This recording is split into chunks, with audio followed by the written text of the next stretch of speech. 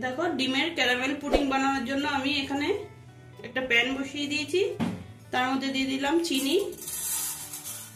মিষ্টিটা তোমরা তোমাদের পছন্দ মতোই দিও, কেউ একটু বেশি খাবে কেউ একটু কম খাবে।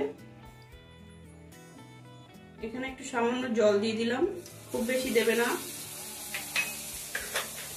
এবার চিনিটা গরম হওয়া পর্যন্ত ওয়েট করতে হবে। দেখো ক্যারামেলের কালারটা আমার চলে আসছে, দেখতেই পাচ্ছ।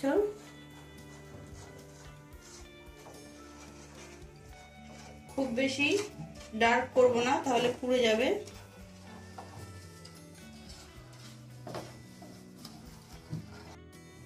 এবার যে পাত্রে আমি পুডিংটা তৈরি করব সেটাতে ঢেলে নেব।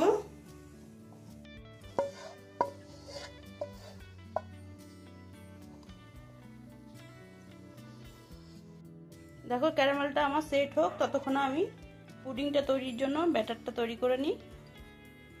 এখানে আমি সবার প্রথমে দুটো ডিম নিয়ে নিয়েছি, তোমরা চাইলে 3টে 4টেও নিতে পারো, পরিমাণটা নিজেদের মতো করেই করে নিও। ডিমটাকে একটু ফেটিয়ে নেব।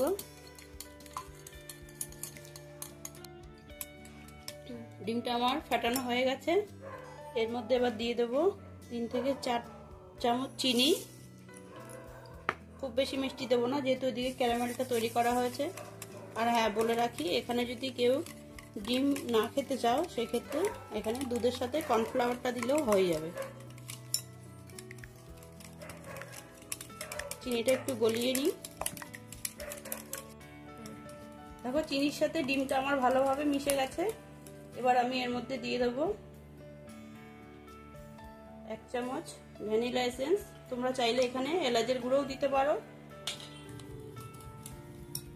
আর দিয়ে দিচ্ছি এখানে 1.5 কাপ দুধ আছে, দুধটাকে ফুটিয়ে আমি একটু ঠান্ডা করে নিয়েছি। তোমরা চাইলে এখানে গুঁড়ো দুধও ব্যবহার করতে পারো, সেই ক্ষেত্রে একটু হালকা গরম রাখতে লাগবে দুধটা।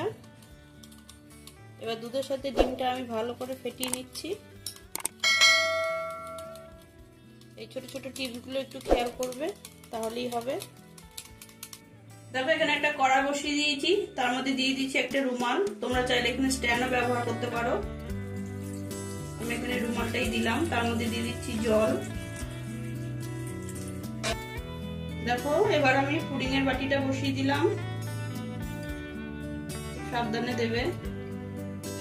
এটাকে আমি একটা প্লেট দিয়ে ঢাকা দিয়ে দেবো। দেখো এটা আমি ঢাকা দিয়ে দিলাম, এটা 25 থেকে 30 মিনিট পরে আমি খুলবো। আর গ্যাসের ফ্লেমটা কিন্তু মিডিয়ামে রাখবে, একদম লোতেও না একদম হাইতেও না। 25 থেকে 30 মিনিট আমার হয়ে গেছে। এবার আমি ঢাকনাটা তুলে ফেললাম, তোমাদের দেখাচ্ছি। দেখো পুডিংটা আমার সেট হয়ে গেছে। এরকম একটা টুথপিক নিয়ে দেখে নেবে, যদি ভেতরে কাঁচা থাকে তাহলে আরো 5 মিনিট ওয়েট করবে। আমার এটাই কিন্তু কিছুই লেগে নেই, দেখতেই পাচ্ছ, তার মানে এটা হয়ে গেছে। আমি গ্যাসটা অফ করে দিলাম। এবার এটাকে ঠান্ডা করার জন্য রেখে দেবো। পুরোপুরি ঠান্ডা হয়ে গেলে তারপর আমি 1 থেকে 1.5 ঘন্টা ফ্রিজে রাখবো। দেখো পুডিংটা আমি এবার ঠান্ডা করে নেব। পুরোপুরি ঠান্ডা হলে এটাকে আমি 1 থেকে 1.5 ঘন্টা ফ্রিজে রাখবো, তারপর তোমাদের কেটে দেখাবো পুডিংটা কেমন তৈরি হলো। দেখো 1-1.5 ঘন্টা পর আমি ফ্রিজ থেকে বের করে নিয়েছি। এবার আমি এটা প্লেটে ঢেলে নেব।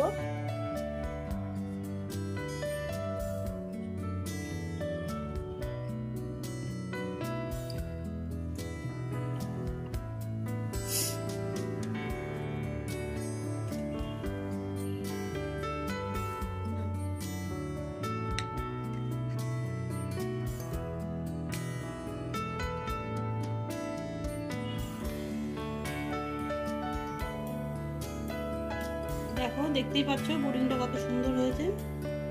খুব সহজ ইজি একটা রেসিপি।